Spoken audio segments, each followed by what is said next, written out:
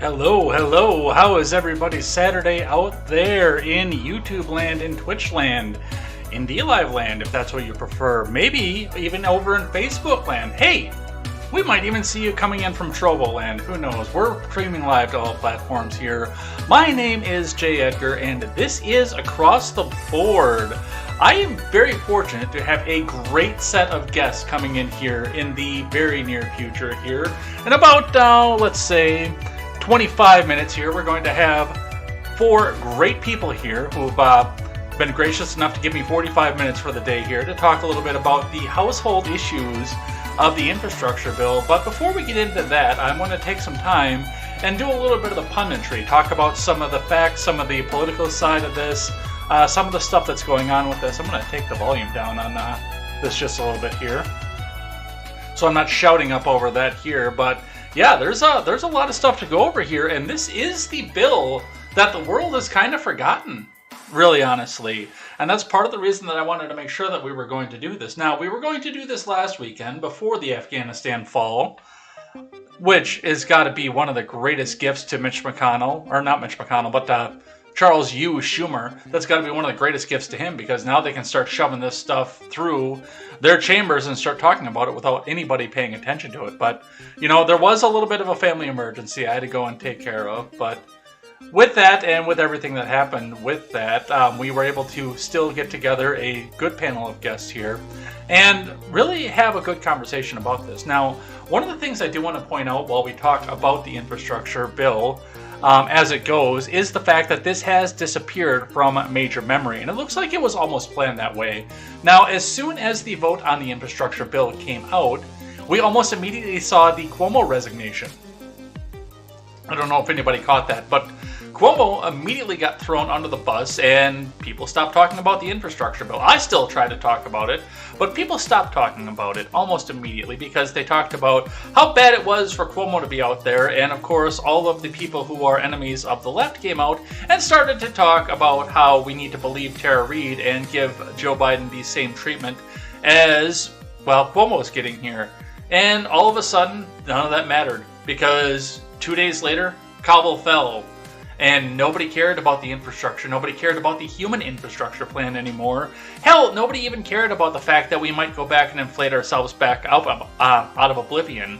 And we've seen some other things pop up back out of this, and other distractions to go. It does seem like there is almost a terrifying fear coming from our politicians about us talking about this. And we see some of this in the way that it was arranged, too. As we go along here, we start to see, even as going through the Senate chamber, Senate Republicans got on board with this, and we fast-tracked it through the debate process so that nobody took the time to go back and read all the bullshit that's in this. It's a 1,000-page bill. I haven't even read it yet. And I'm the kind of person who sits down and reads all this stuff as much as I can, because I want to see what's in there. I want to see the kind of stuff they're trying to shove down our throats. I think it's important for us to know what's going on with bills, with our government, and what it is they're going to do. And that's part of the reason we have this panel that's going to be here today, is so we can sit down and talk about kitchen table issues. Issues that sit down and affect all of us on the bottom line, because we can sit here and talk as politicians and political analysts forever. But what's going to actually happen in the household, that's what's important. And I don't think that the pig in the poke that we've been sold off the infrastructure bill is going to be it. Now, looking in at some of this here, now spending plans that's not a new thing. I mean, we could go all the way back to the New Deal, because that in and of itself was an infrastructure bill. And of course, being taught by teachers union teachers, the first thing that we notice and the first thing that we find out is the fact that they love this thing. They think this is the greatest thing in the world. That's definitely something that's the impression that I got from the public school system up in redacted small town in northern Wisconsin, is that FDR was the greatest president in the world because he was able to come out and put out this big infrastructure package, this big infrastructure bill, and it was saving the economy. It saved us from the Great Depression, because, you know, they didn't go out necessarily and build the roads that they needed. They built the roads that they thought they were going to need off in the future. So, and that's part of the same thing that we're being sold on this new infrastructure package. It's not necessarily the bill, or the roads rather, that we need. It's the stuff that we might need in the future. And a part of this does come from the fact of if you have a government job, if you have government workers out there, or if you have a government project, it's guaranteed paid. Sometimes at 10, 20, 30% over cost, but it is guaranteed paid, which means that even if you don't need that road right now, you can put a guy in a truck, or a guy with a shovel, or a guy as a foreman. You can put a lot of these people to work right away. And honestly, part of the misconception, and this comes from me working on an industrial side of this, is that when we have the government come out and build the roads, because only the government can build the roads, it's government trucks, it's government workers, it's government this, it's government that's doing it. I hate to tell you this, but that's not what it is. It is private contractors that are coming in and working under a government contract based on whatever the government contract pays and what their salaryman pays too. It's not anything like what you see. Like the government itself, well, I'm sure they own some trucks, but they don't own these big dump trucks, these big graders. They don't own any of this big equipment. They contract that out to small companies.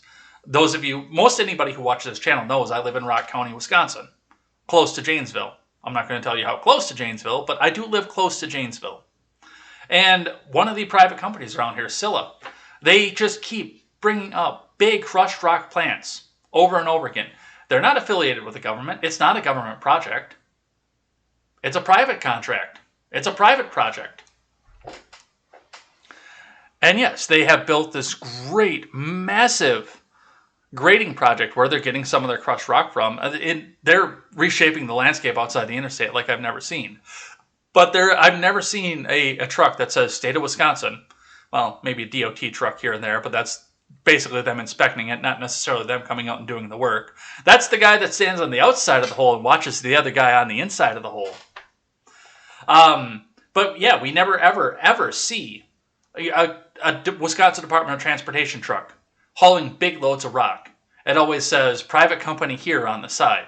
And I don't want to advertise for a company, even though I know a lot of these guys, because I don't want them to people to find out that they're being advertised by a right-wing program and, oh, we better boycott them, even though they've got state contracts out the ass and they really don't have to worry about any of that. I don't want to advertise for them too much off of this, but one of the big things and the big problems with this is the infrastructure bill was immediately set to come after the COVID relief bill, the stimulus bill, as it were. And I've been surprisingly consistent about this. Now, I know there are people that think that we need to spend this money.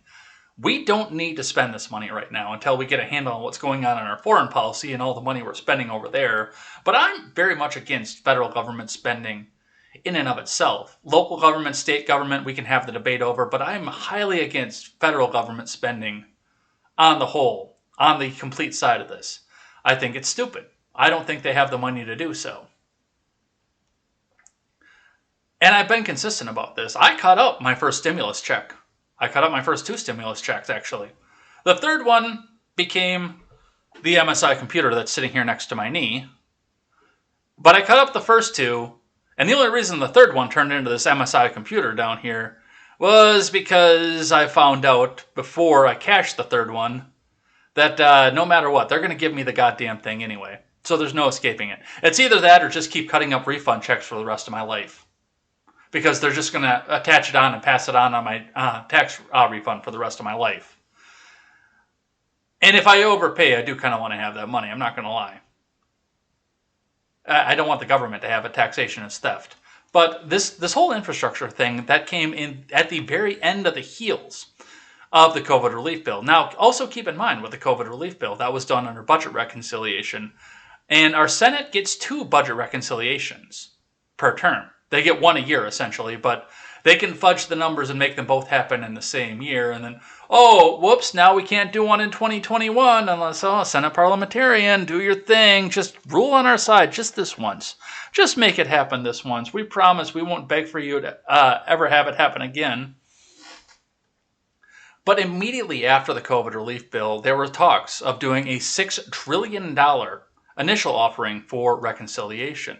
And we heard the speech. We talked about this with Kirsten Gillibrand because she made her ever famous tweet. Childcare is infrastructure. Healthcare is infrastructure. Paid time off is infrastructure. Now, none of those things are actually infrastructure, and we'll be talking with our panelists about that later on here. But that was the initial offering, and they were planning on doing this under budget reconciliation too. However, the stopgap in the Senate, Joe Manchin, and to a lesser extent Kyrsten Sinema, both came out and said that they were not going to ram this through on budget reconciliation. They would not vote yes for it. We could see maybe a Murkowski or a Romney come in and sit in their places, but those two came out and said, no, we will not come out and vote for this. We need to go back and figure out how to make this bipartisan in some level. And with that, we do have the budget reconciliation bill that passed. Now, this passed 63 to 37, I believe was the final number that came back out of that, which means that they got a large amount of Republican support back on the side. They can easily clear the filibuster at this point at 63 votes. That's not a big deal. They don't need to call Kamala in to be the tiebreaker, not that she'd be able to be anyway, because you can't pass it on a simple majority off of this. But this did set the table to bring another $3.5 trillion in spending onto the table on the human infrastructure bill, which for the most part is going to be the things that Kirsten Gillibrand talked about. It's going to be your child care's infrastructure, your health care's infrastructure, pay time office infrastructure. And guys, I don't think we can afford this. Now, they'll come and tell me, oh, it's paid for. Don't worry about the fact that it's paid for, but we won't have to go into debt for any of this. We're going to have to, all we have to do is enforce some existing laws that we have out there. And, oh, we'll have all this money out there and we can pay for this all, which I've got suspicion about. I've always got suspicion when it comes to the federal government spending a whole bunch of money, but, that's the nature. It has to do with the flag that's sitting behind me. That's the nature of it. That's what you get when you try to trust the federal government, is the fact that they will screw you over any chance that they get. But there were some riders off there that were sought to be eliminated, and they tell me, oh, well, we'll enforce existing tax law. Well, thank you for not enforcing it, because taxation is theft. But, how long have these laws been on the books? You haven't been enforcing them already. What is it that I am supposed to believe when you tell me you're just going to suddenly enforce it now? What assurances do I have that after you've allowed your big business buddies out there, who you are not going to tax, I'm sorry. These are the people who are paying your bills on both sides. It's not a right-left thing. They're doing it for both sides of the people. The people who are paying your bills and making sure you have your nice, fancy, expensive suits and your drivers and your expensive cars and all your campaigns are paid for. The people that you think you're going to tax, or you're going to try and tell us that you're going to tax, you're not going to tax. Because they're paying you large amounts of money, paying into your campaigns to make sure that you don't tax them that way. There were some riders off to this, and I do want to make sure this is one of the big ones that I want to get into with the panel when we get them all on here in just about 12 minutes. So, Cam, if you're watching, Cam, I think Cam is the only one I have waiting to come back into the waiting room here. But if you're watching, get ready here, because we're ready to come back on and bring you on. But with that here, there were a couple riders that were put onto there, and they were tried to be debated out. One of them was that they wanted to start getting a handle on cryptocurrency, to try to nationalize cryptocurrency, which, as a person who holds a small amount of cryptocurrency, maybe, because you're going to make the value of a balloon.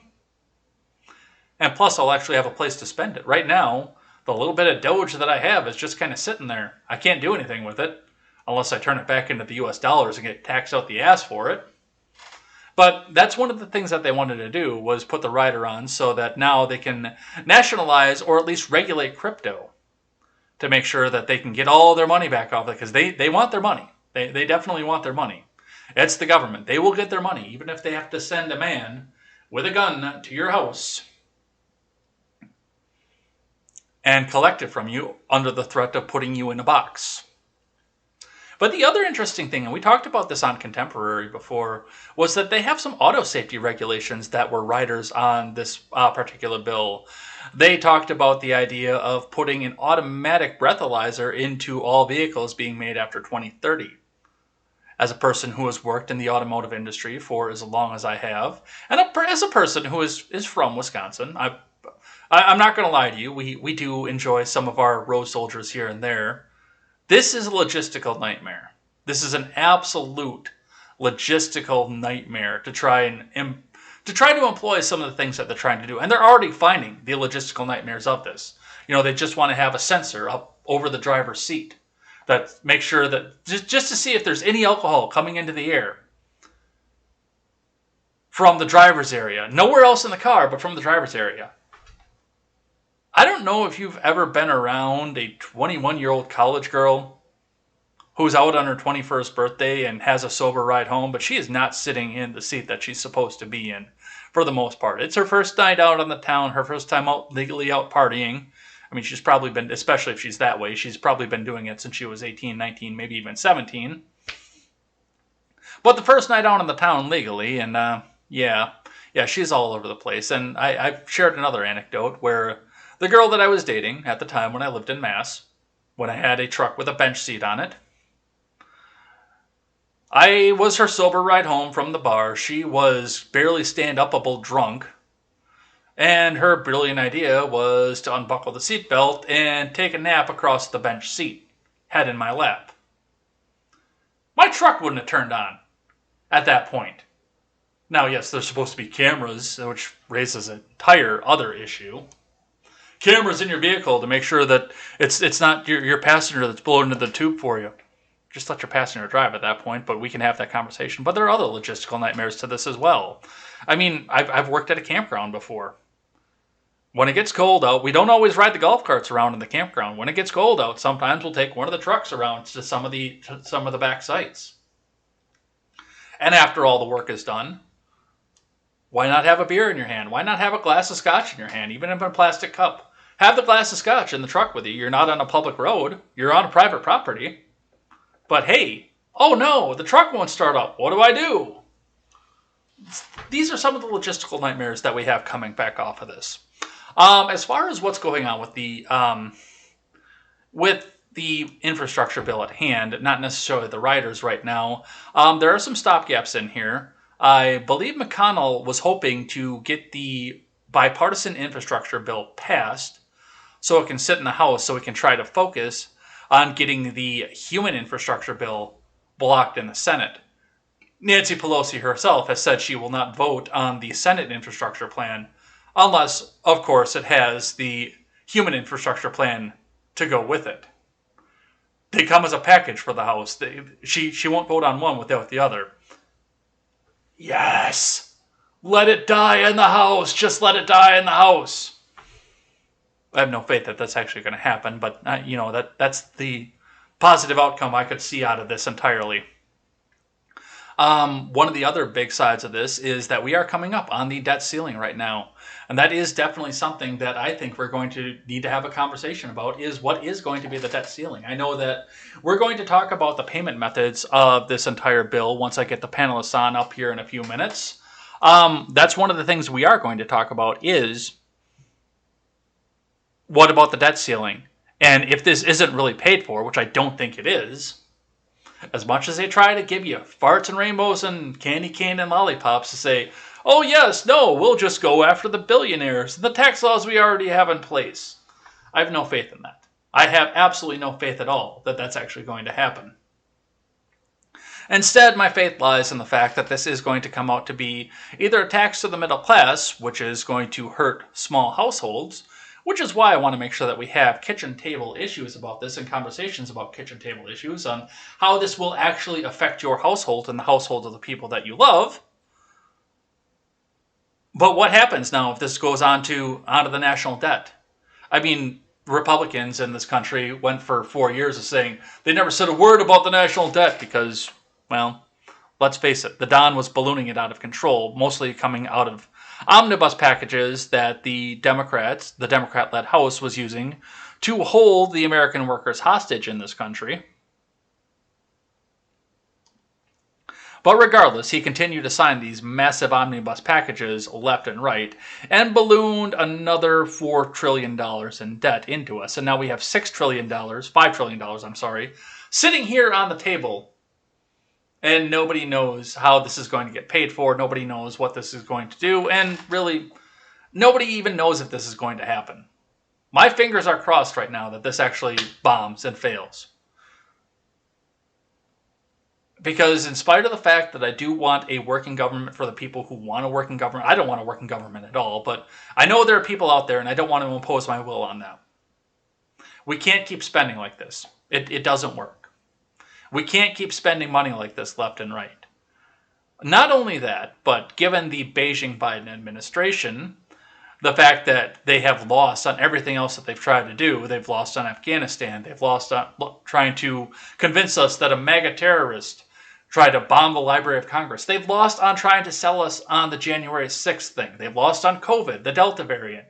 We'll be out of masks by July 4th. Just do what I tell you to. And we're not out of masks. In fact, they're talking about increasing mask mandates on people who are already fully vaccinated.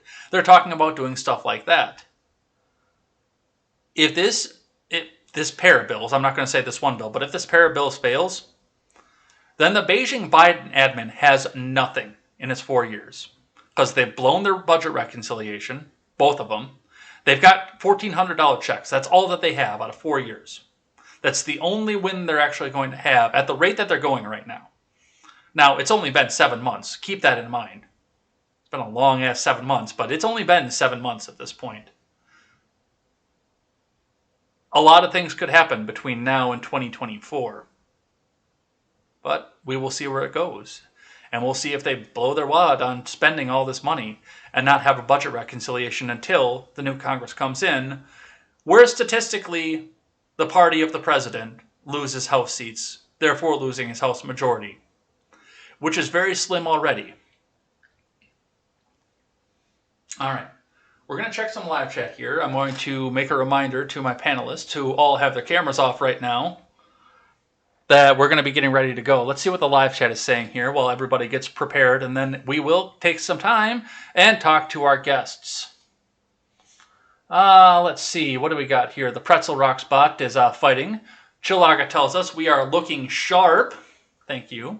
I am the host, and I mean, there's not a big dress code for all the people here, but as the host, you know, you got to set a good example for everybody here. So suit up. That's the best way to do it.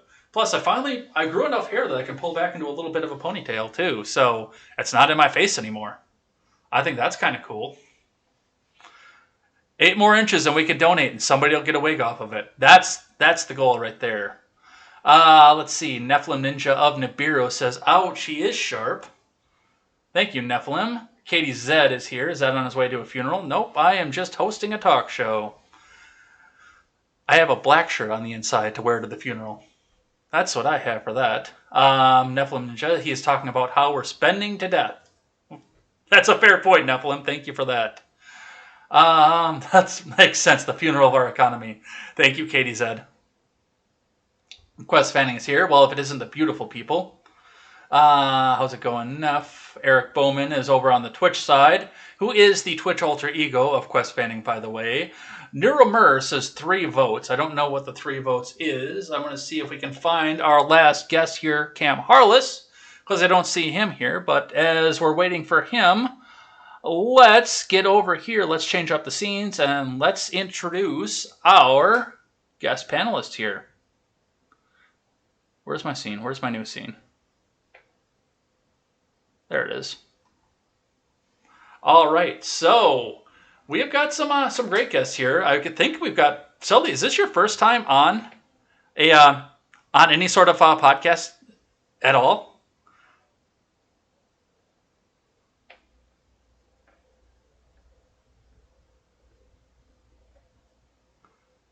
Oh yeah, that one here. Anyway, we have here starting from my left on the screen here, she is here to play games for you, the lovely Harvey McCloud. Thanks for coming in. Yeah, we can hear you now. Looks like you got your issues fixed. I was a little bit nervous coming in here because your microphone was having problems. We have, for his first time on Political Talk here, Sully Blue, who's been a regular viewer and somebody who's interested in entering the fray of Political Talk. So Sully Blue, give him a great welcome because, this will be his first time. And lastly, right below me, we have, I don't know if I've ever seen you on any sort of political programming either, but we have Olive, better known as Red Girl Problems over on Twitter. Welcome in, panel. How's everybody doing here today? If you guys want to tell me about your Saturdays here, I'm going to see if we can find Cam.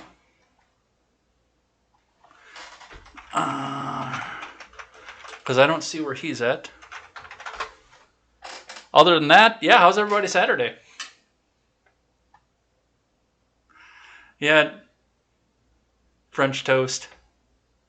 I like French toast.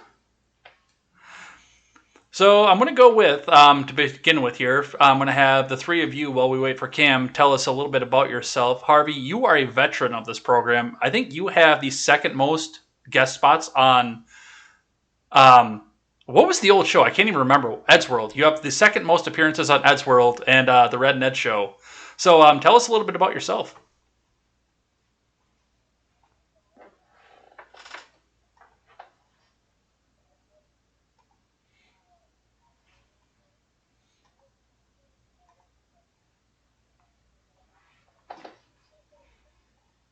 Right now, I just work in business immigration law, and I'm 7 months pregnant right now. I'm expecting my first child in October. So a lot of exciting things happening this past year alone. So that's pretty much all I've been working on, just work and turning food into a human.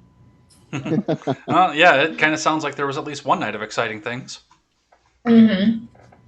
But I also play the video games too. Yeah, what are you playing now? I'm playing a lot of Stardew Valley right now, and I just got off of Fallout 4, so I decided, okay, I'll go with something a little more easy going, and it's not easy going at all. So, Yeah, so I don't know what is to cool. play next. Yeah, it is a lot of Nintendo lo-fi. Sully, this is your first appearance on To Talk. I know that you were in the let's say drawing contest over on the Generational Gap that one night too. I was. But you're the only person in this group that I've actually hung out with in person too, on top of that. So Hey, got to start somewhere, right? So tell us a little bit about yourself. All right. So just a quick rundown. I'm actually originally from Cali. I lived in Oregon, ended up in Florida, been here since I was 14, stuck here ever since. I was in the United States Marine Corps. I did deploy to Afghanistan in 2013. I actually met John from the Gen Gap when I moved to Florida in 8th grade. And that's how I found like J. Edgar, RRC, all these shows, is ran into his sister. And he happened to be doing a podcast that night. And that's how we reconnected. And then I fell down the Freedom Scoop hole at the time. And I know you guys have a new project coming out, so I'm excited for that. But yeah, I'm excited for that too, actually. Here, dude. Yeah. So that's it. Olive, I'm not familiar with a lot of your work yet here, but if you want to tell us just a bit about yourself and how you came to be and what it is that you do in the fray. Sure. I am originally from the Chicagoland area and recently moved to Oklahoma.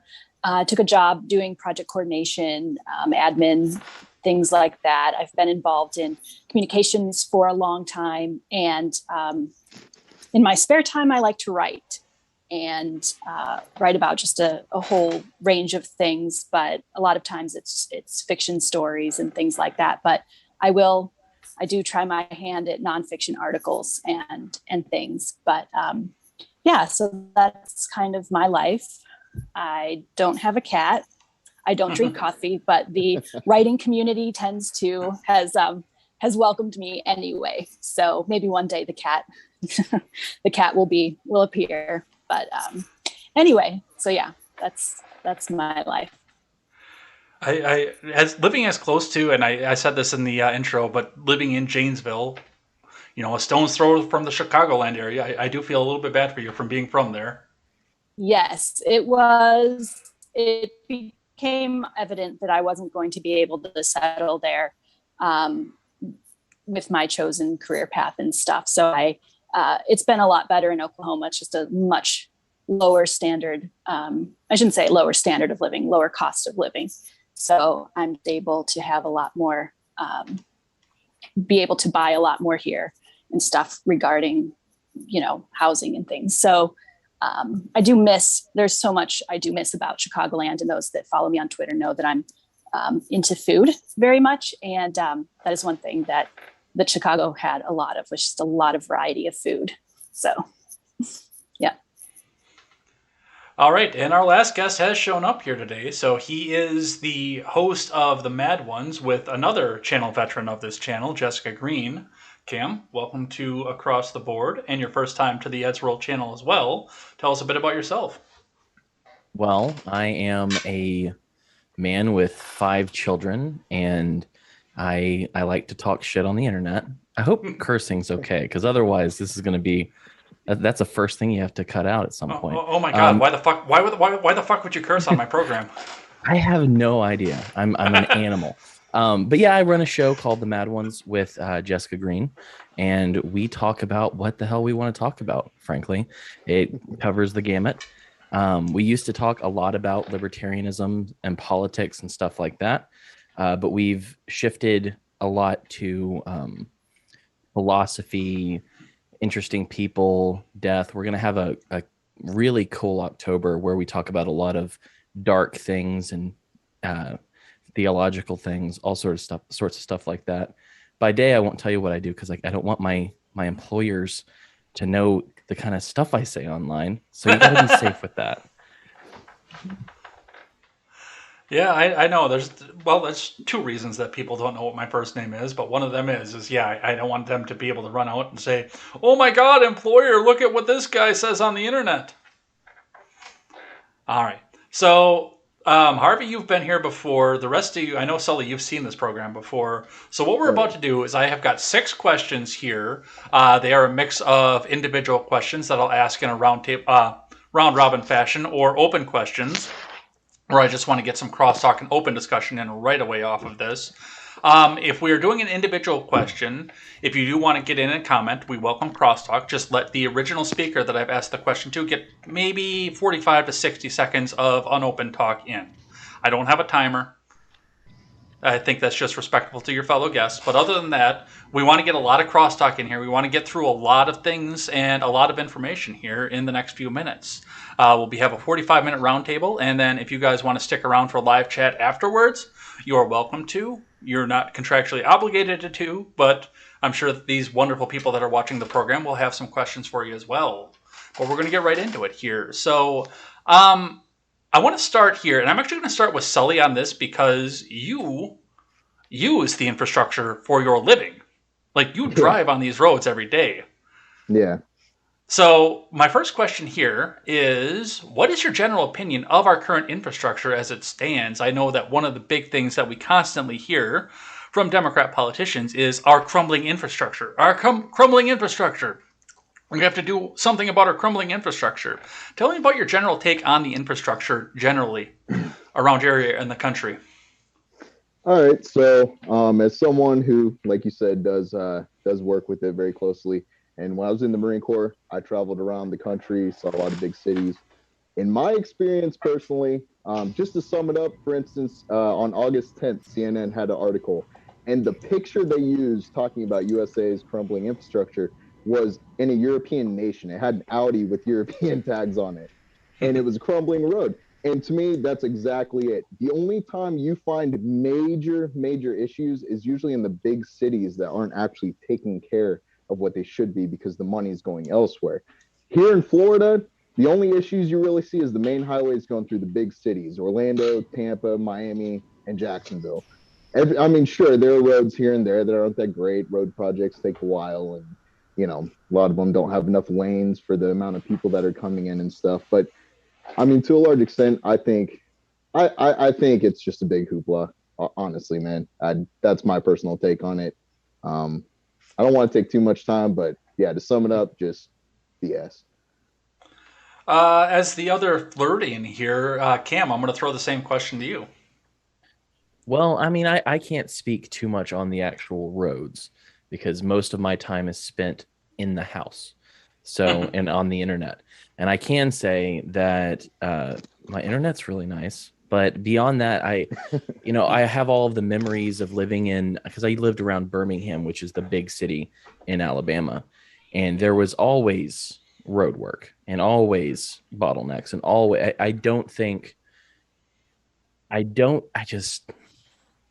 they don't do a good job. And I don't think that they'll do a good job if they get more money. I think it's just going to get worse. That's a fair point. And I mean, I kind of take a little bit, like, I understand where Sully was coming from, especially in Orlando, because I mean, I'm a country boy.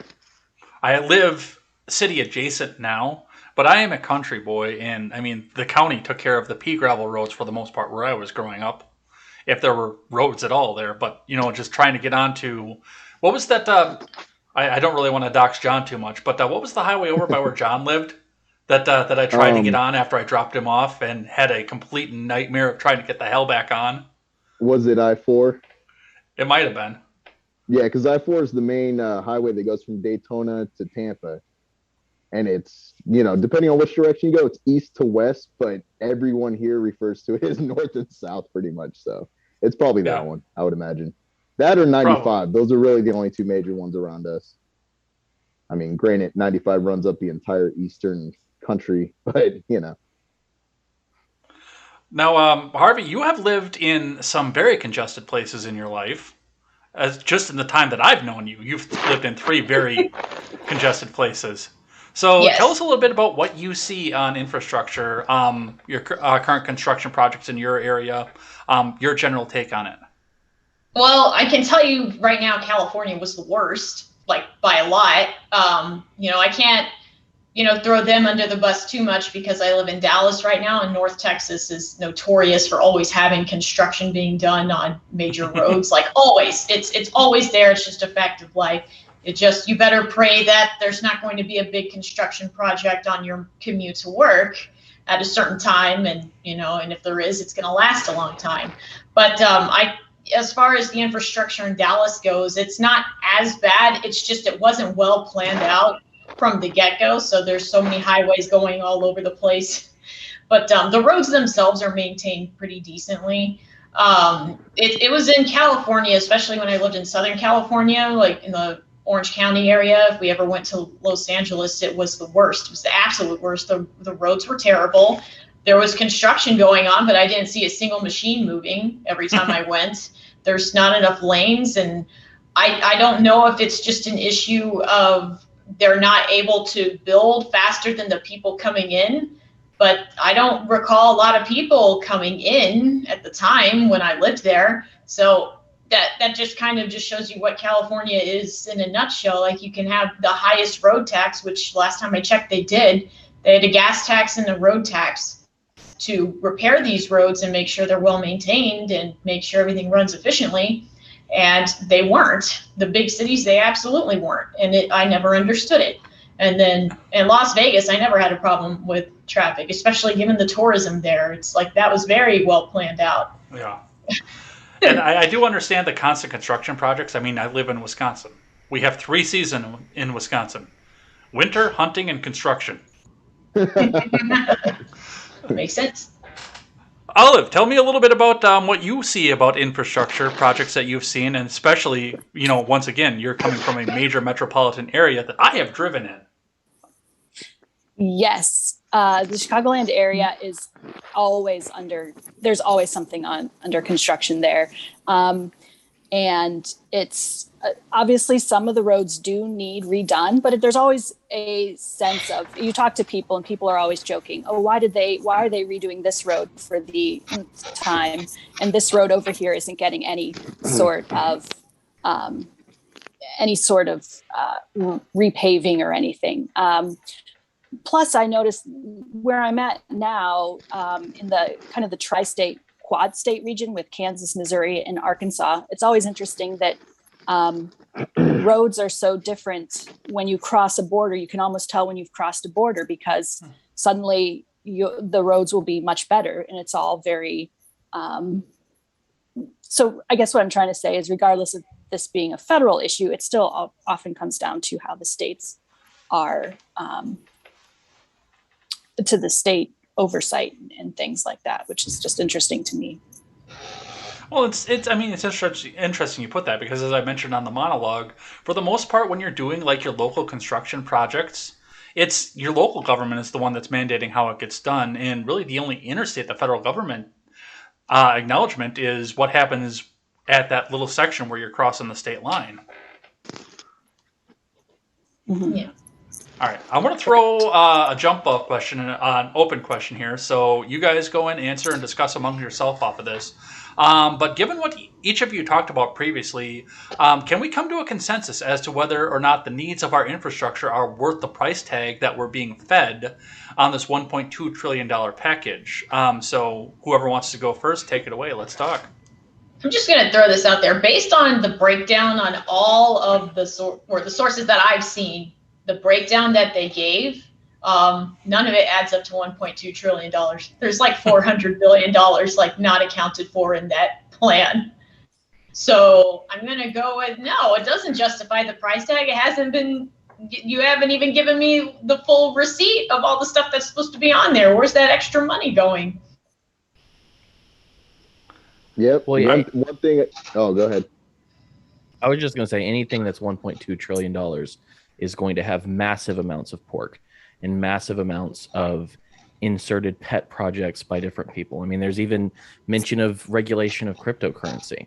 I mean, these are never bills that do what they say they're going to do. Mm-hmm. And I think that if you really want these things to get better, you have to be more local and empower communities. Otherwise, all you're doing is getting some senator out there getting kickbacks in his particular town, whereas it's not going where it might actually be needed.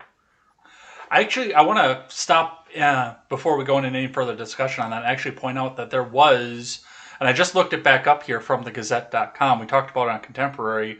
There was a provision. Go away, advertisement. A provision for $1 billion for a commission run by Joe Manchin's wife in the first infrastructure bill that we have here, the one that just passed the Senate that's currently sitting in the House. Gail Connolly Manchin is the federal co-chairwoman of the Appalachian Regional Commission and Economic Development Partnership between the federal government and 13 Appalachian states. She works in partnership with a co-chairman from one of the states in the region, currently Democratic Virginia Governor Ralph Northam, to lead the commission, and was appointed to the post by President Biden and unanimously confirmed by the Senate in April. So that project that, I mean, directly affects Manchin, that's got $1 billion going into it right off of this bill. Wow. Always happens that way. You can always guarantee it. And that's my whole problem is I see it the same as like the COVID relief bill. It's such a big bill, but when you actually look at what's going towards the cause, it's such a minuscule amount. It's like, you know, where's the rest of this money going? Because just like she was saying earlier, I have not seen an article yet that even came close to the total amount that they are proposing for this bill. They're not reporting on everything in the bill because, of course, a lot of the places they're reporting on are telling you all the good stuff they want to push and everything. And I mean, it's just insane. Like, just for instance, just one piece of it, 110 billion is going towards roads, fixing bridges and everything like that. 40 billion of that is going towards bridges. They say there's 173,000 miles of highways and major roads in the country that need repairs or in dire condition. 45,000 bridges. You look at 40 billion towards just bridge repair. Where are these bridges being repaired? Because I guarantee you every single one of them is in a major blue city. Because there's no way 40 billion is not going to cover that much. You know, you're talking about maybe, I don't know, 20 to 50 bridges, depending on size and the extent of the work. And all this bill is going to be is just getting a bunch of money out there, getting passed through and getting passed around. All it is a state's bailout for those states that screwed up and need a bailout right now. And that's all this is. That's all the infrastructure bill is. I guarantee it. There's very little that's actually going towards the cause that's necessary for the American people. Well, and it's 2,701 pages. They can't fully detail it because it's longer than Crime and Punishment. How many senators and House representatives have actually read the freaking thing? I would guarantee less than 30% have read it. It's twice the length of Tom Clancy's Bear the Dragon. Yeah, and I mean, there's just stuff in there that I don't understand. Sorry, I'm not trying to talk too much, but there's just like, for instance, Amtrak. This is one thing I cannot figure out. Amtrak has been in business for 50 years as of this year. And in their 50 years of being in service, they have had 0 years of profitable anything. They've literally survived off of government subsidies, which I can't figure out for the life of me why the government would be so interested in keeping Amtrak alive. Let's turn that one over to our West Suburbs person here, Amtrak. Yeah, all right. Well, Amtrak is a little bit different from Metra, and so there's probably some different governance there. I've taken Amtrak actually several times from Chicago area to Kansas City and actually even east into Washington, D.C. And it's, I mean, I guess it's an interesting way to travel if you like traveling through Iowa at night and not seeing anything. But yeah, I'm really surprised that they keep it alive. But I mean, it's just, you're stuck on the rails, and the passenger trains always take, or the freight trains actually always take precedence over the passenger trains. So that's interesting that they want to, but that gets into the desire to build more high-speed rail and things, and that's a different conversation. But Well, the question is, how big is the union with the railroad? How big is the union with Amtrak, and how much money are they giving to different politicians, most likely of the blue persuasion? Like that's why it does it. I mean, look at the United States Postal Service. They haven't clocked a profit, and they've been living out of a deficit for how many years now? And yet they still keep them afloat. They have one of the biggest and best unions in America. I mean, look at who's making the money. Well, and I kind of want to move the question here off this, because we're moving into some of the debt deficit spending and some of the fact that some of these things aren't turning a profit here. And that actually goes right into my next question here, because, and I mentioned this again in the monologue, we have been pushed head over heels to believe that this bill is already paid for. That's the first thing they tell us. Oh, we don't have to raise taxes on anything. This bill is already paid for. Don't worry. The story is that no new legislation will be needed for taxation. Rather, they will enforce existing laws. So another one, open jump ball. Anybody who wants to jump in, jump in. What are your thoughts on whether this is possible to pay for based on existing tax legislation? It just sounds like money printer go burr. Yeah. It doesn't The money themselves. Yeah, it's just going to be, I can't imagine they're not utilizing the Fed for this. Like, I don't see how using existing laws lets you pay for $1.2 trillion worth of spending. That I haven't read into it, but that makes no sense at all. Well, that's the way they keep telling. Oh, we'll just enforce this law on the billionaires and the millionaires, and we won't have to raise taxes on anything. And first off, if you really have these laws on the books, leaving aside the fact that they're going after the people that donate to your campaigns, or your nice fancy suits, your fancy cars, or your fancy drivers, why aren't you enforcing them now? And do you really have $1.2 trillion laying on the table at that point? Well, if they're not going to enforce it, well, that, and also if they do, what does that mean for the companies they want to have that tax money from? Are they going to stay in the United States? Or are they going to find a tax haven that they can work out of? I mean, usually that's the answer. If they're not enforcing things, it's because they need to keep an ally. Well, I mean, the government's not going to go after Jeff Bezos. He owns the Washington Post, where democracy goes to die in darkness. And that's all they do, is they go back and they sell all these wonderful platitudes about Joan Kamala. They're not going to tax that dude. Yeah. Not when you have Mamala. You gotta love Mama Kamala, right? Heels up Harris.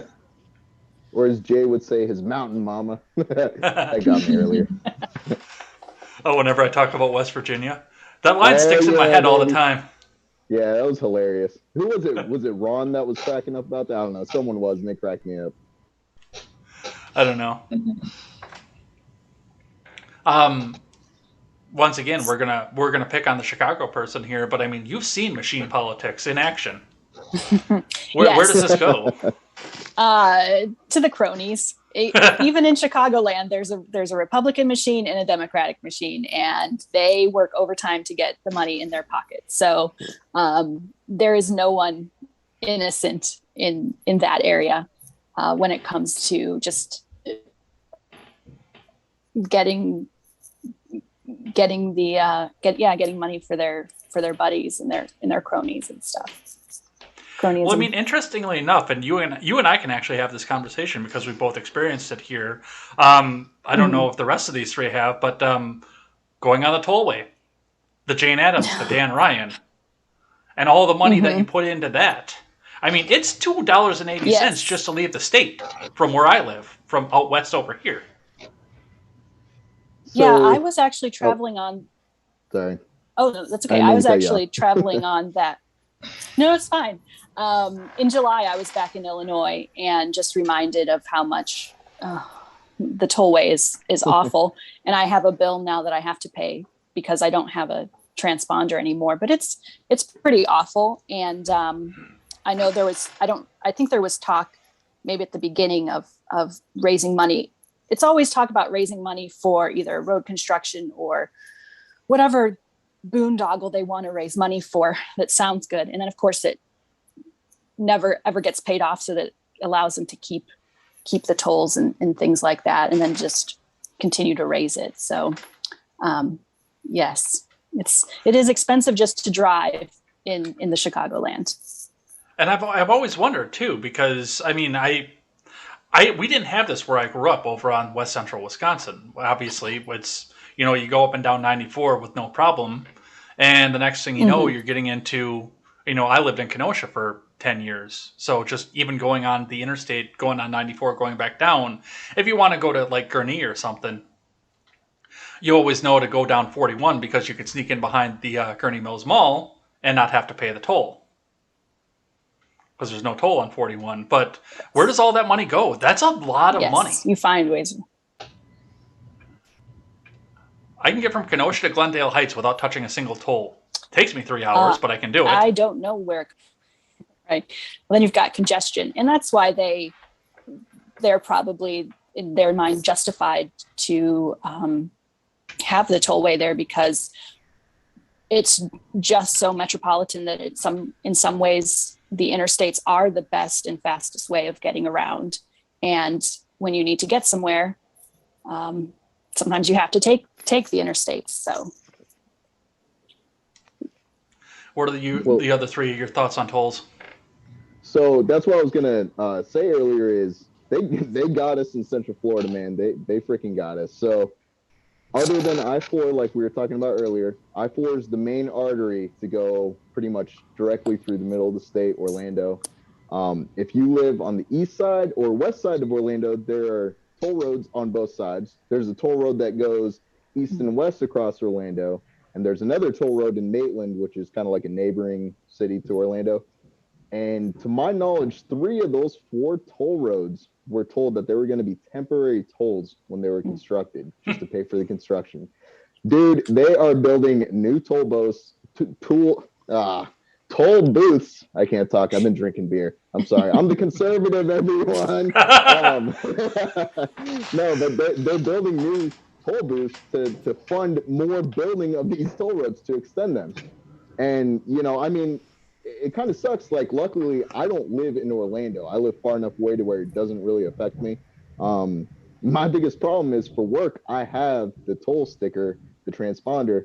So when I drive in my personal pickup truck, I forget and I go through the tolls and have to pay like triple the price. And then I'm really pissed off because, you know, then I'm like, well, this is supposed to be temporary and it never is, you know? And yeah, I mean, they got us, you know? Hey, federal income tax was supposed to be temporary too. Yeah, exactly. 7 years later. Yeah, you never hear about the end of that. So, all right, I want to move on to another individual question. I'm going to start with the one who is in the process of bringing a new life into this world here.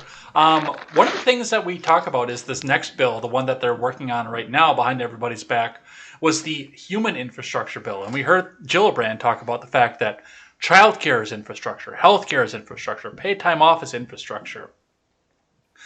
So I want to ask each one of you what a human infrastructure project might look like to you, and even if it's not a federal government, is there a place for a government, state, local, municipality, housing authority? Is there a place for them to do a human infrastructure project like that? Harvey, take it away.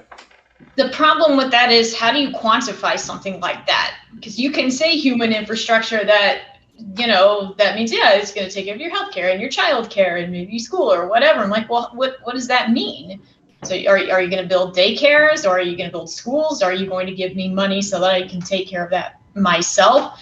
So I'm having a little trouble trying to wrap my mind around that, because I can't seem to find a quantifiable, empirical roadmap of how they're going to do that. So it doesn't make any sense to me. Like, it sounds good, like we're going to do this and this and this for you, it's going to do this, but no one has been able to tell me what that really means. So I wish I could give you a better answer, but I don't understand it. They can't explain it to me. They never explain it. They just tell you to accept it. Accept the money. Mm-hmm. Sully, what does a human infrastructure project look to you? And is there a place for a government in that on any level? So, all right, Harvey, I know you got a kid on the way. That's awesome. I have a 9-year-old daughter myself. I don't know how they do it in Texas. In Florida, they actually have this really cool concept that I think a lot more places could do. You drop your kid off to a daycare, and they actually do like community work, and they essentially earn the credits back for what it costs for them to go to daycare. So you pretty much wash out. It's like free daycare. They just have to do the labor. Okay. No, I'm kidding. I'm kidding. Okay, like I would totally do that for like delinquent kids, maybe, but not. So, I mean, when it comes to stuff like this, honestly, this is something the federal government has no business being involved in. This should be on a state and local level, because everywhere is different. Like I said, I've lived personally in 3 states as a civilian. I've been in multiple as a military member. And I'm telling you right now, every state you go to has very different cultures, very different needs, very different ways of life, just average everyday stuff. And I don't know. I think this is one of those things that I don't understand why they keep just spending money. We just came from an economy being locked down for a year and a half in some cases. Luckily I'm in Florida. It wasn't as bad, but what do they expect is going to happen? And who's it benefiting? I mean, this bill they're trying to do with that is complete bullshit, man. That's my opinion. Sorry, Harvey. I see your face. I'm not yelling at you. I'm just no, I know. That's all. No, because that's the prevailing question throughout this whole thing. Where is this money going? Exactly, yeah. And they can't. They're not even telling us. They're not telling us where all of it's going. And they won't. They won't. Just like the infrastructure bill. I mean, there were plenty of things. Like there was like, what was it? $1 billion was towards construction discrimination or something like that. And if you actually look at what they define it as, it's like disproportionate minority communities separated by highways and major roadways. And it's like, what does that even mean? Of course, the highways and roadways go through the poor places, because that's what cities do. They buy up the cheap land from people and that's where all the stadiums are when you go places. That's where all the main highways run through. That's what it is. Where's that $1 billion going to? Like, whose pocket is that going in is what I'm trying to find out. I mean, just stuff like that. I'm just so tired of all this spending right now. And I don't know. That's my Camp? Same question to you.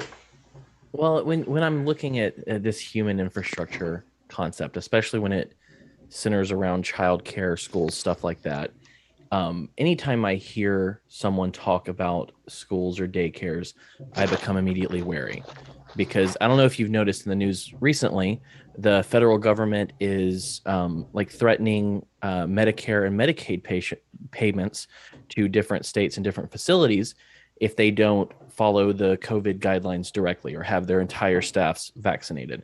And so when you see this money funneling down further to local places from the federal government, that is often used as an extortion method later. So you have the Department of Education, you have these different top-down systems, and what is this going to do? It's going to make these smaller places, these schools, these daycares dependent on the federal government, and they'll be able to exert more power that should be kept for local people. And so I never see paying into a federal education or child care initiative as anything but very, very possibly sinister. Mm-hmm. That's true. Olive, the same question back to you. The human infrastructure? Mm-hmm. Yes. It's kind of interesting that Cam said that, because that was my thought as well.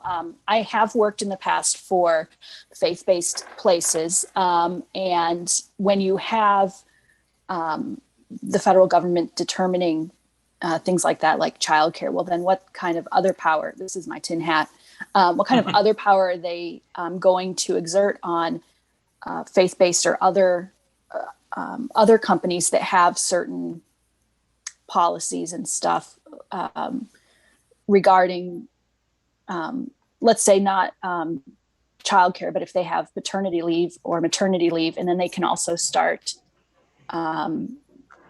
trying to control how a organization, dare I say, determines who is a mother and who is a father. And for certain faith-based places, that's going to put them in direct conflict with, could put them in conflict when they have specific, biblical standards that possibly,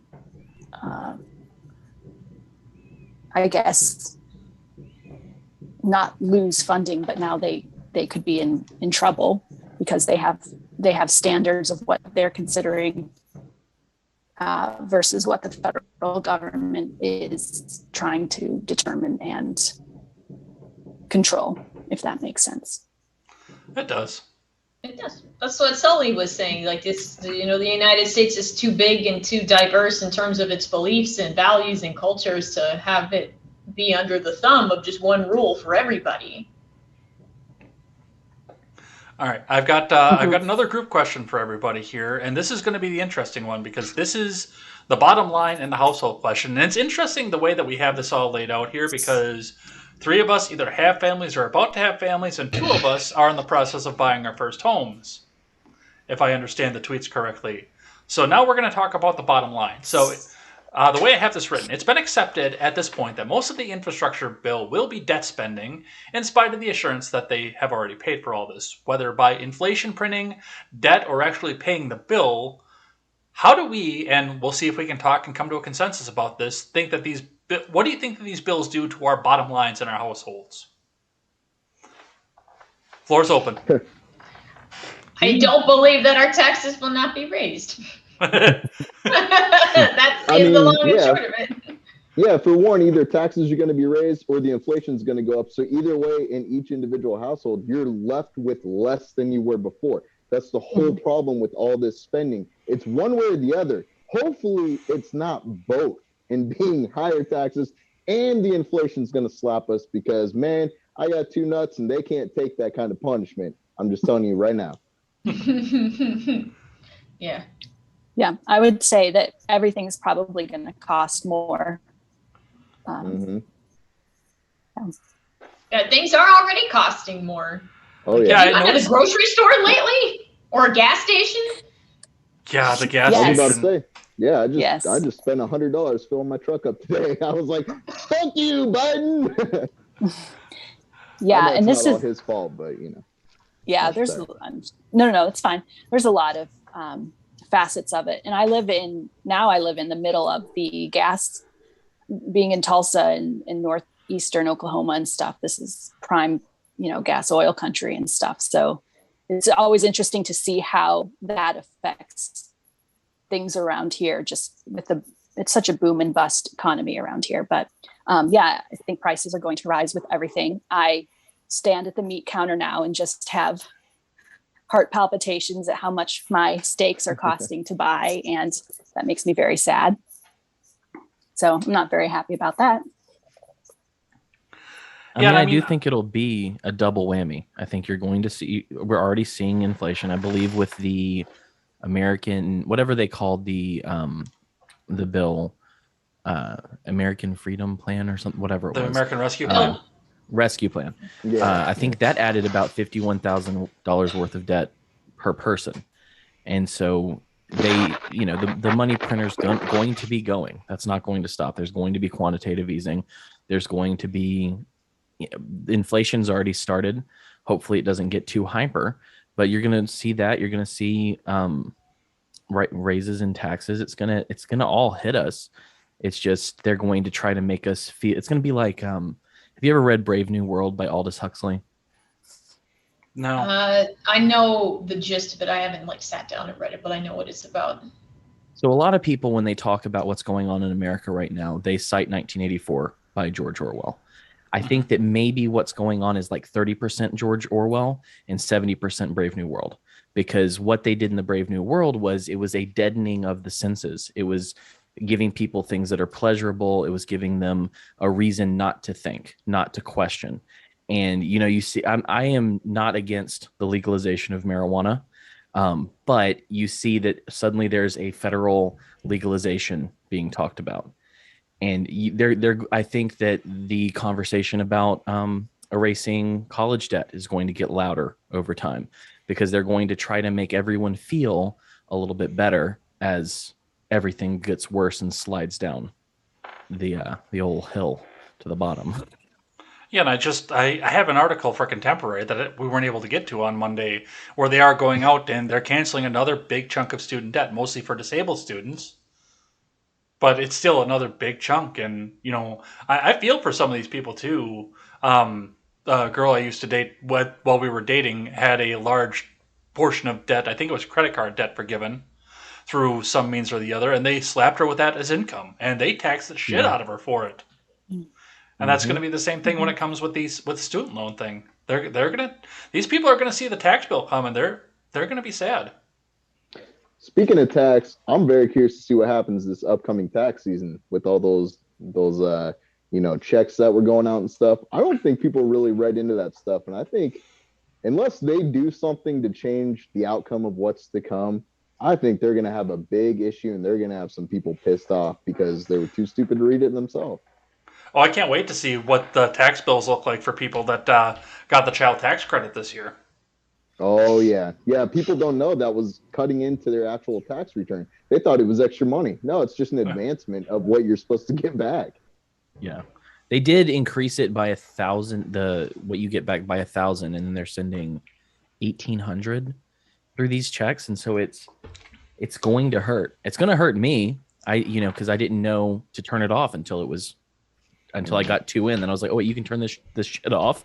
Let's turn this shit off. Let's try to make this not happen, because I was self-employed for the first part of this year, and I just got a new job, and it's not making as much. And so I'm just looking at that 2 checks that came in, and I'm like, oh, this is going to hurt. Oh, January is going to hurt. May is going to hurt. And so it's going to hit us. And I think most people have their hands out and are stressed out and worried and scared, and they'll take anything that comes to them right now. And they've put people in such a place that they don't question things, and it's not going to feel good. They won't let them work. They wouldn't let them work. Mm-hmm. And that's the biggest tragedy. And I was in California, where it was the most severe lockdowns, and so many people just out of work because they weren't allowed to. And I had mentioned this to a friend. He's not a friend anymore, but his life was exactly the same. He just worked from home. He still got his takeout every night for dinner. And I said, what about the people that can't work? What about them? He's like, well, this is for the greater good. And I'm like, what greater good is served by not letting somebody make a living? And he said, well, you thinking like that makes you part of the problem. Yeah, anytime somebody says the greater good, I start shaking in my boots. And wow, I'm from the what's country. I know that a lot Simon about Pegg boots. movie? What's that Simon Pegg movie? I don't know. I've only seen 5 movies in my life.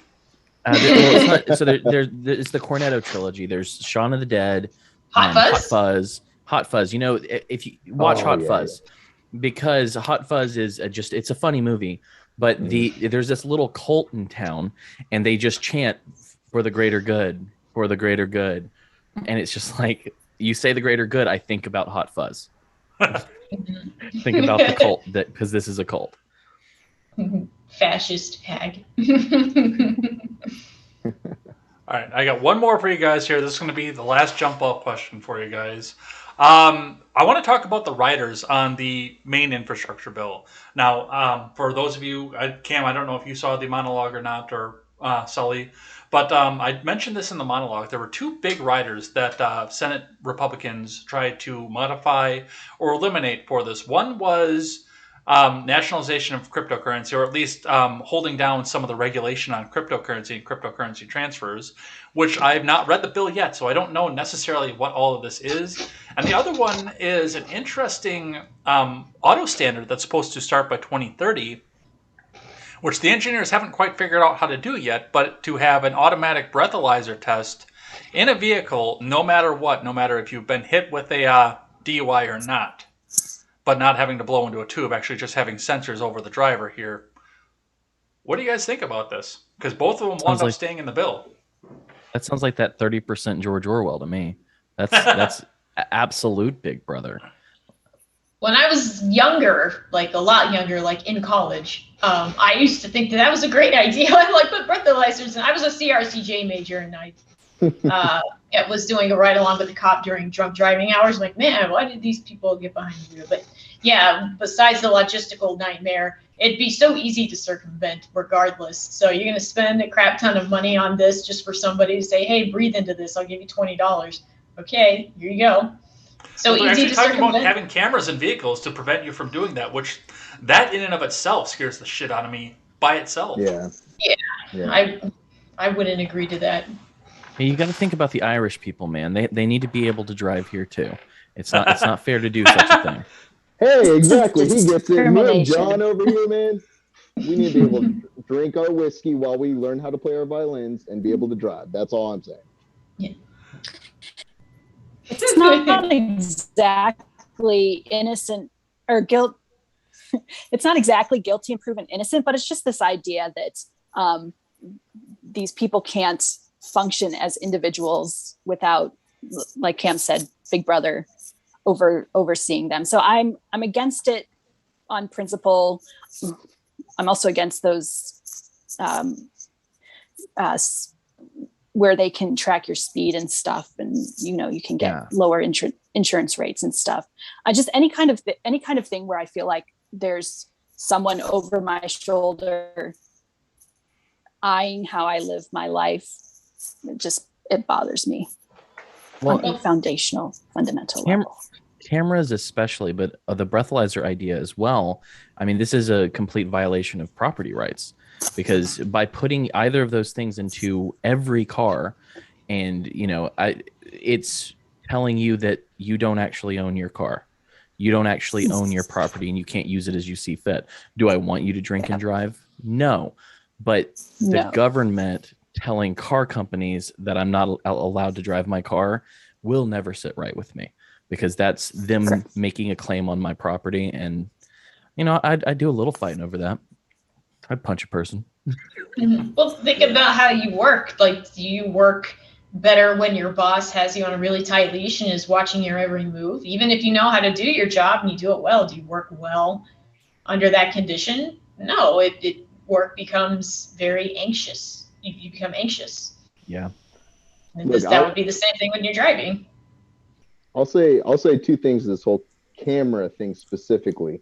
One, this is the problem with the way society's going, is people aren't taking self-responsibility, and they're not holding the individual responsible. They're trying to take the couple bad and force their will on the rest of the people. And that's the problem. They keep pushing the law-abiding citizens down the wrong path. Two, I work for a company. I drive large trucks. I drive a Mack truck for work. It's not like a tractor trailer, but I have to have a CDL for it. When I started at this company, this is the first time I actually ever had cameras in the vehicle. And I didn't know how I felt about it at first, because there's a camera on your windshield that has a camera that shoots out the windshield to film anything in front of you. There's a camera on the rear of the truck. And also on that one on the windshield, there's a camera and a microphone on the inside of the cab. Now, granted, it's for the company. It's a company vehicle. I'm on company time. I agreed to it. I didn't like it at first, but all I'm saying, I like the idea of the fact that it covers my ass if someone cuts in front of me to make a last minute right hand turn and I plow into the back of their minivan or Toyota. They're all Toyotas, man. Fucking Toyota drivers.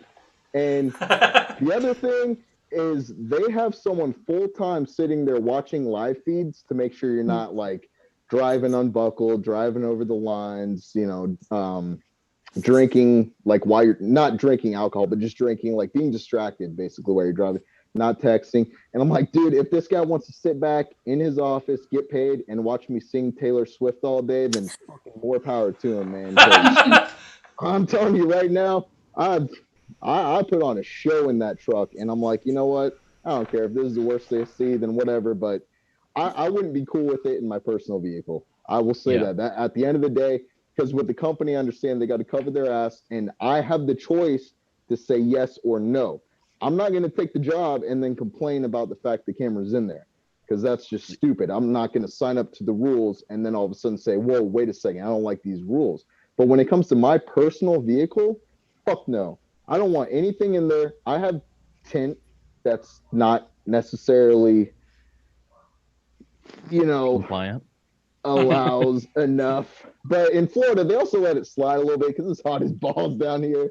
So, it is what it is. But, I don't know. I just don't agree with it in my private vehicle. If you agree to it and you want a breathalyzer because you cannot handle your shit and you didn't grow up Irish or you didn't grow up in the military being a professional alcoholic, that is on you, buddy. Yeah, and the main difference between those two scenarios is whether or not it's voluntary. Yes, exactly.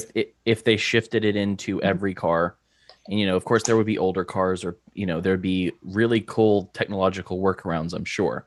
But beyond that, it's the difference between voluntary and involuntary. And if I'm just never going to sign off. Well, and I mentioned in my monologue too. I mean, a couple of different instances where this would have been a problem, and one of the big ones of that is the DD.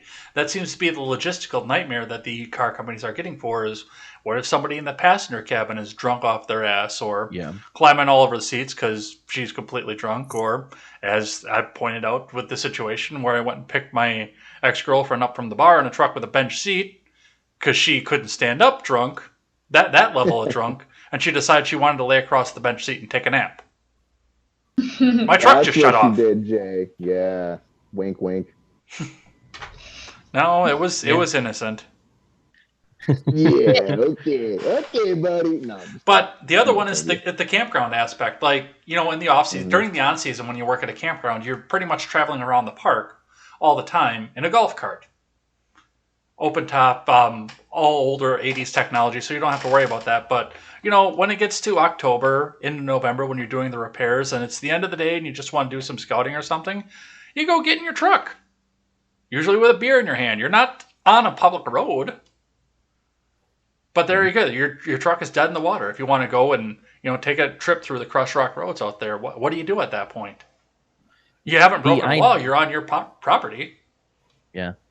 The idea of cameras in my car involuntarily, I feel like the extent of my argumentation would be no. They say why, and I say because fuck you, that's why. I don't. That is just not within the parameters of me giving them any inch of legitimacy in an argument. I'm not going to give them the moral high ground. I'm going to say no. That violates my rights. I won't do it. I won't allow it. Right. Go ahead, Olive.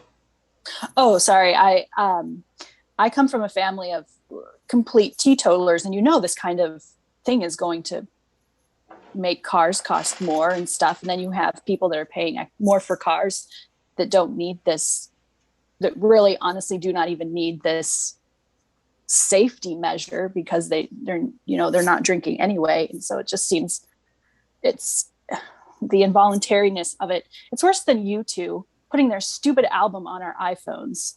It's worse than that. I wouldn't listen to it out of principle for the longest time, but it's actually not that bad of an album. Could you imagine if they actually put these cameras and breathalyzer testers in there? And what would happen to car break-ins? They'd have to do it totally sober.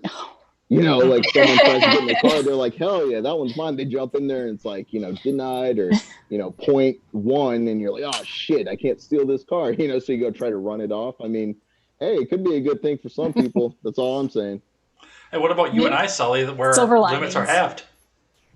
Oh, dude, I know, because I always think, I'm like, man, there are so many times, like, at the end of the day, because a lot of times I'm one of the last guys in the yard, just because I try to help out as much as I can with the runs. And, I mean, dude, we'll sit there, have a beer or two, and I'm like, dude, if I got pulled over, like, even though I had 2 beers, I'd blow over.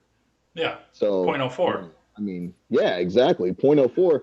And, dude, if you're in a CDL vehicle at all, it is 0. You cannot blow anything. So if I drink the night before and I work early in the morning, so if I show up to work and that shit is not out of my system, I can actually still blow over the legal limit because it's 0.0, it's crazy. But they don't mess around with that. I don't blame them because you can kill people in big trucks for sure if you're, driving like an idiot, but crazy stuff. All right. That is all that I have here for the day, you guys. Thank you for that. We're going to go through some of the live chat here and see what's going on here. You guys are welcome to stick around for that. You don't have to if you got something else going on. If you do have to take off before the end of the live chat, let me know so I'll give you a chance to plug your stuff and make sure everybody knows where they can find you. Which, by the way, if you're on the YouTube video, that's linked handily right in the description. So you can go and check that out for all of these creators here and some of their projects. So let's go see where we were. This idiot here forgot to turn the audio back on for everybody, so that was on me. Sorry, guys. So yeah, for like the first 20 seconds, 30 seconds of this, we had no audio from any of the guests. Technical issues. It's not perfect. Duct tape production and such. Fire the producer. I pay good money to be on here, sir. Fire the producer. Oh wait, that's me. You don't want to do. Look how snazzy you look, baby. Let's see. We have got E with Tech that remind me that we can't hear the guests. Chilaga pointed out can't hear the guests here now. Eric Bowman says good to put faces to voices. Eric Bowman is having trouble with Twitch because he keeps bumping back and forth between platforms. Let's see. I don't know about this O for camp guy. He doesn't even look like a bourbon drinker. I think that might be something inside here with Mr. Harless. It is. And yes, I am drinking bourbon.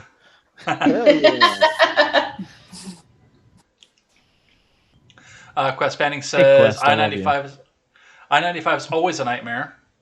We have a congratulations to Harvey on the baby. Yeah, thank you. Let's see. This is less of a waste than most recent bills. We got to talk about Brad Palumbo here for a second. Even the article my buddy Brad Palumbo put out 3 weeks ago was not showing anything as egregious as I'd expected. Plenty of bad, but I doubt the $3.5 trillion next one is going to be that clean. So what do you guys think about that? The first bill versus the second bill as to what the percentage of clean money is going to be in those. I have never read Brad Palumbo, so I have no context for that, but I just I'll never buy that it's not dirty. Like I can't suspend my disbelief like that. Yeah, and like you said, the percentages. I actually haven't read it either, so I can't give like specifics. But in my mind, whether the bill's $1 trillion, $2 trillion, $3 trillion, percentage-wise, it's probably always about the same. Because the less money they get, the less money's going for the cause, but they're still going to get their chunk. I mean, it's going to be around the same percentage, I think. Well, and I talked about it in the monologue, too. I think that part of the reason that the Senate Republicans even fast-tracked this here was some of the nerves were going out. Like, what did we see when we had the last stimulus bill? Not the last one we just got, but the one before, where all the internet sleuths looked at this and started finding, okay, we have this for foreign aid. This is how much we're sending to this. This is how much we're sending here. We didn't see a lot this time through, which I'm disappointed in. But nobody's read the bill. It's 2,048 pages. It's twice the thickness of this book right here. Wait, how many pages did you say? 2,048? 2,078. 2,078. Okay, so I'm over halfway through it. That's not bad. I'm just kidding. I didn't fucking read any of it. Yeah. I've read some bills in my life. I don't plan on doing too much of that anymore. Yeah. A lot of time spent for like, okay, I was right. Yeah, I've read the dollar bill after looking like at a Illuminati YouTube video. I was like, holy shit, is all that on there? I was like, no. What was it? I said that when they came out with the jobs report and there were 1 million new jobs added in July, and all of a sudden we stopped hearing about the Delta variant properly. And I'm like, I got to do the Razorfist chair spin, which they're a ladies present. I'm not going to do it now. Plus, I'm in a nice suit. You're not wearing pants. That's what it is. I am wearing pants. Are you? This is one of the few times on this channel I am wearing pants. Wow, good to know. I'm gonna look at you totally different now. I'm in Florida. I'm wearing jorts. Yeah, I'm in boxers. I'm not gonna lie. I am. I'm in hot pants. Maternity hot pants. You're 7 months along. 7 You months. have an excuse. True. Yeah. Well, I'm in true. Texas. You have a That's why they're legitimate- hot pants. Plenty hot in Texas too, plenty humid as well. Yeah. Eric Bowman says they're doing a sleight of hand. This is almost too clean. Mhm. The question is if they end up shooting the load on this or just a distraction before the big one. Which I have to wonder with the debt ceiling too, if that's one of the things that McConnell's trying to do with this bill and letting the infrastructure one go, is knowing that he's not going to get anybody onto the debt ceiling, and they've either got to force a rider onto the human infrastructure bill to make sure that it covers the debt ceiling, or they have to use their budget reconciliation on the debt ceiling itself, which is an interesting strategy. I don't care for it, but it's an interesting one. What do you guys think? It would make sense that they would put out a very clean bill before doing a real dirty one. Establish some form of rapport, some form of trust, and then really do some bad. But I mean, I don't know. We'll see. It's that would be well within their tactics, I think. Yep. There are people that believe that the Democrats are doing a good thing, and they said then the Republicans are just terrible, evil people, and they probably are. But they just don't want to work with Democrats. That's why they don't care about infrastructure. They don't care about the community. They just do what Trump tells them to do, even though he's not in office anymore. And they truly believe that it's a benevolent cause. I mean, let's be real. 95+% of the politicians that are in there, they all work for the same fucking machine that drives them forward. They go Republican or Democrat depending on where they're going to get voted in and what someone tells them they have the best result is getting. Then they side with them, because look how many run on so many campaign things and they're not held accountable.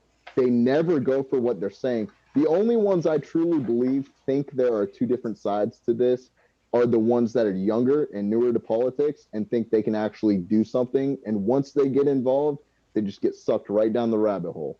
And I truly believe that it's all just one big giant fuck you to the American people. They think that we have sides and they pin us that way because we're too busy fighting each other. When it comes down to it, all Americans, I think, really could benefit off the same things. When it comes to all this stupid little shit that's been coming up lately, like this racism that's come out and this hate against LGBTQ, I live close enough to Orlando. I see a lot of gay fucking people. I don't have a problem with them. I never have. I've had friends that are gay that wanted to probably spread my butt cheeks, and I don't have a problem with them. They were cool people because they were just normal people. They just preferred their hot dogs served a certain way, and I was like, I'm not into that, and they were like, okay, cool. I mean, it's just I think American people have a lot more in common, and the two-party system is just the big distraction that is really what keeps them being able to do what they do while we're too busy fighting each other on shit that really doesn't matter. Yeah. I got to push back on the young people thing, because there are college-educated people my age, 37, that actually believe that Democratic politicians are at odds with billionaire business leaders. Unironically. Yeah. Well, something that Harvey said reminded me of a C.S. Lewis quote that I'll read if y'all are down. It's one of my favorites. Of all tyrannies, a tyranny sincerely exercised for the good of its victims may be the most oppressive. It would be better to live under robber barons than under omnipotent moral busybodies.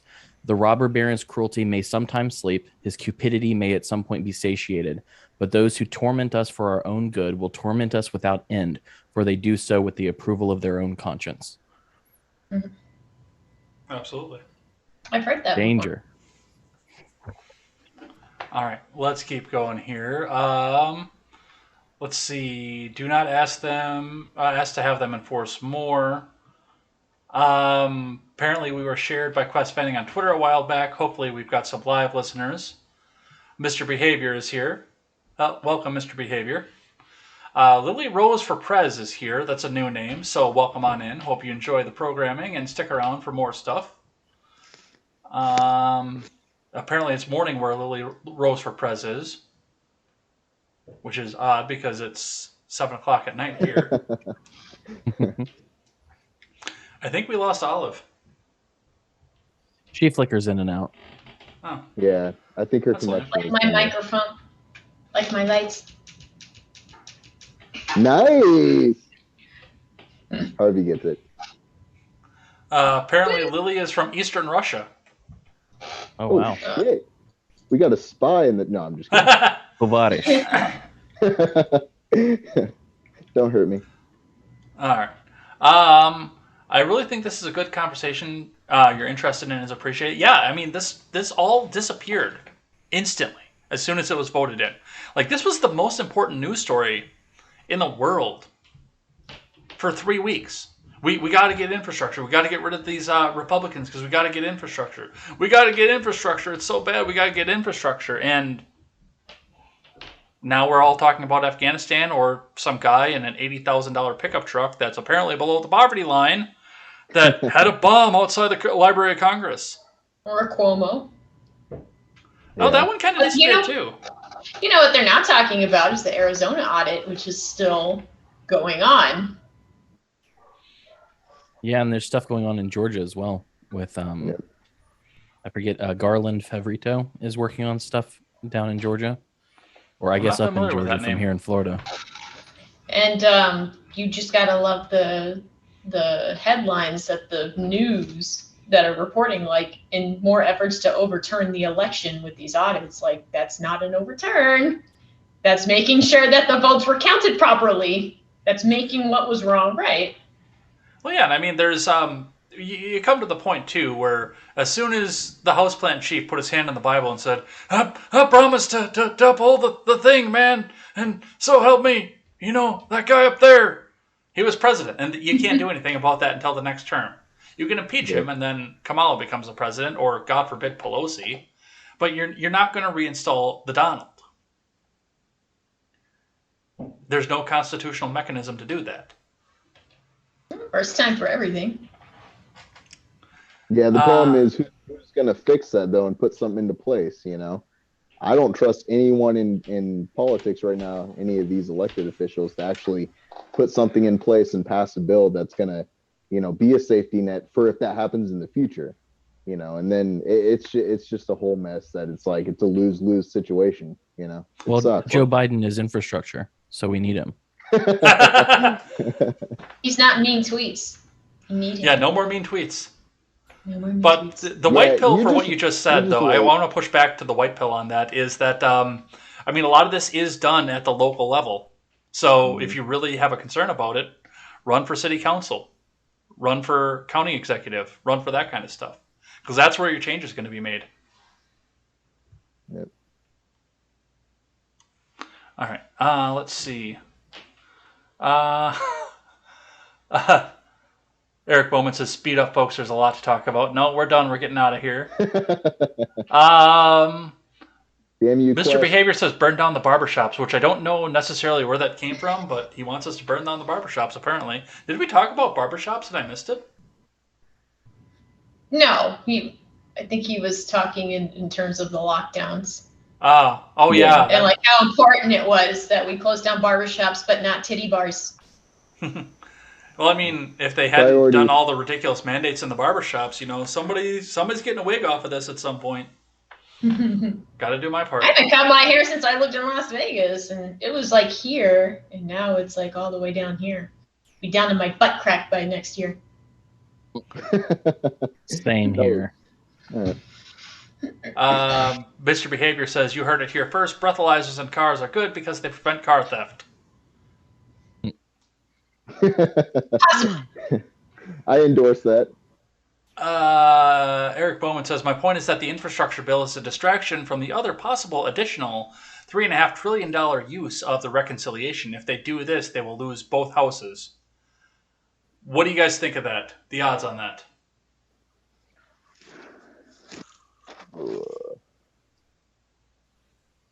Anyone but me. I mean, I don't Lose know. both houses to what? The GOP. Another establishment? Yeah, I don't understand. I don't see. I don't know if I see the GOP making a comeback within the next 4 years.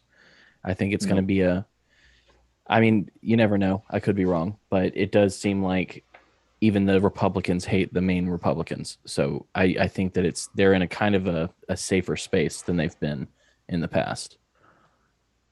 Interesting. The Dems won over opposing Trump's personality. The more they do to pursue that agenda, the more they'll lose. Unless they honk the election. Honk. Yes. There's one of the two things I've been waiting for, buddy. Apparently somebody's got to make a mention of AOC so I can do that incredibly racist but Yes, incredibly yes. funny impression. Here's number 2. Woo, I'm ready. Let's see. Cam and that C.S. Lewis quote, my boy. Nostravio. I don't understand the reference. Somebody maybe can help me out with that one. Not I. Mr. Behavior says Simpsons reference. I hate America. Eric Bowman says, my friend Joe G, who spearheaded the lawsuit against Arizona's mandates, is in jail over an ex he hasn't seen in forever. Kind of looks political. No, they would never do something political. That would never happen. No. Mr. Behavior says, don't cut your hair, Harvey. Eric Bowman says, I am who I am. Nostrovia is the English mispronunciation of the Russian word na zdrovi, meaning cheers. Ah, okay. Okay. And Ron Helton gets the That's last a comment fun out of here. The green new steel. And what He had to get one in. All right, so before I throw the outro music out, the last question I'll have for all the guests here is make sure you guys promo your stuff, and we'll go clockwise, starting from my left. So, Harvey McCloud, tell everyone where they can find you. I've got the Twitch link in the description.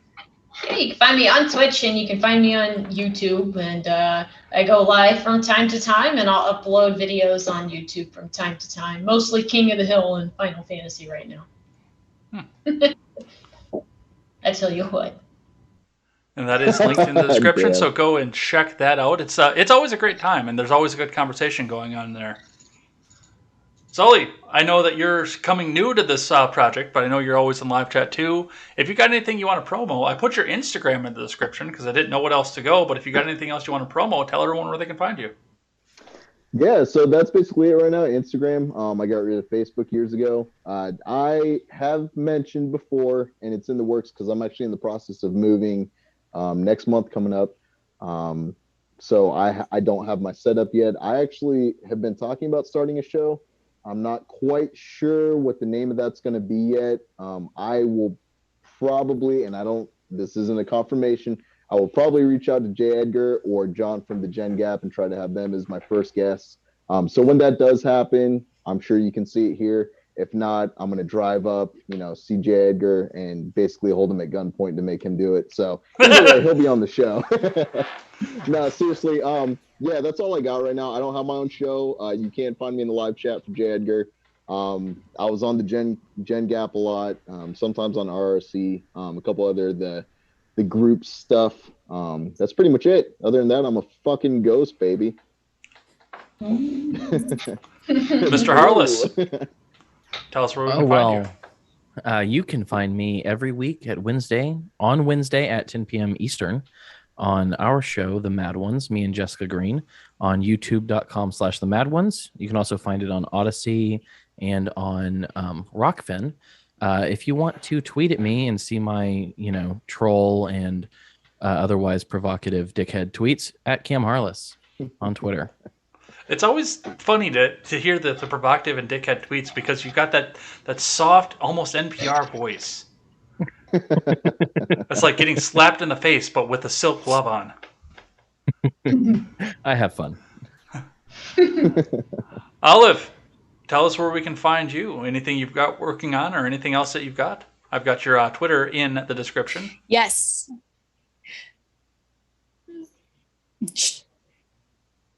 Yes, and I forgot to mention that I also have a few articles on, oh no, that figures.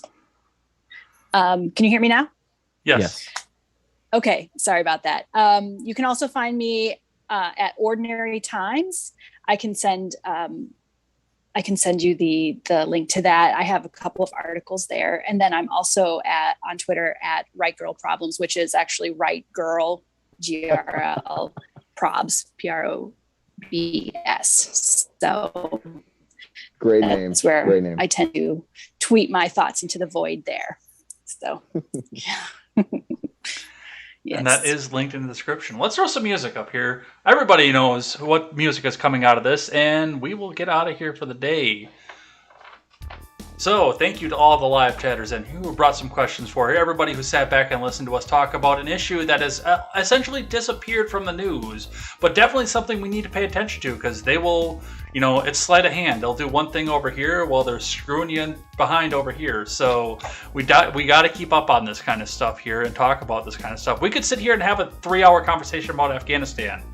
But still, the establishment's going to come in and spend that money, and you're not going to get a say in it. So thank you to all my guests, Harvey McCloud, Sully, Blue, Cam Harless, Olive of Right Girl Problems. All of you, thanks everybody who came by and talked and discussed this with me. We got some good insight in here and definitely some good kitchen table issues off of this. That's what I wanted to see, was what happens around the kitchen table and exactly what's going to happen, who's going to be hurt, who's going to have their bottom line hit, and where we're going to go from there.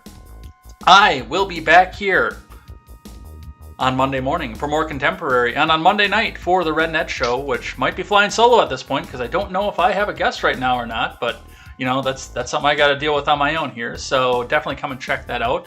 7 a.m. Monday morning for contemporary, 5:30 p.m. for the Red Net Show. We've got a lot of stuff to go over here, a lot of Afghanistan stuff, so definitely come back and check us out for that. Otherwise, go check out our new project coming up in the works. We'll have some details to release, hopefully this coming week, for a fall release, so definitely come back and check that out. And as I always say, never take the words of bloggers, podcasters, or journalists as gospel. Find all the facts and draw your own conclusions. Take care, everybody. We are out of here, and we will see you next time. Take care.